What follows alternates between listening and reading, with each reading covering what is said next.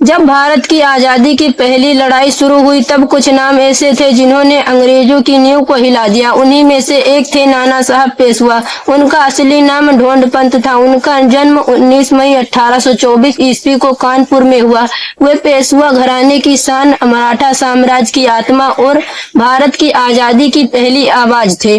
नाना साहब को पेशवा बाजीराव द्वितीय के द्वारा गोद लिया गया था। जब पेशवा बाजीराव द्वितीय की मृत्यु हुई तो अंग्रेजों ने अपनी कुख्यात डिटेन ऑफ लेफ्ट नीति लागू की और कहा कि नाना साहब गोद लिए हुए पुत्र हैं, इसीलिए उन्हें पेशवा की उपाधि और पेंशन नहीं मिलेगी।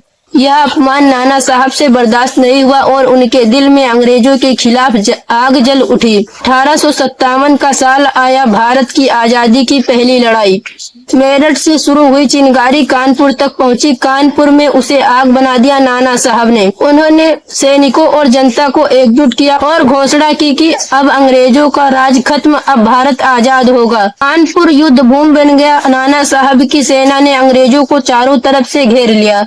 अंग्रेज चकित थे कि कैसे एक भारतीय नेता इतनी रणनीति और साहस के साथ उनकी ताकत को चुनौती दे सकता है।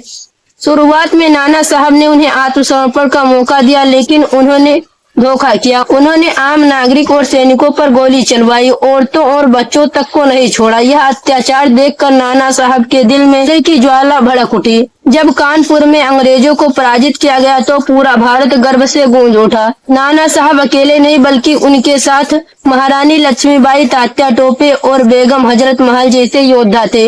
इन सब ने मिलकर ब्रिटिश साम्राज्य की नींव को हिला दिया। इतिहासकारों के अनुसार उनकी मृत्यु नेपाल में 1859 ईस्वी को हुई।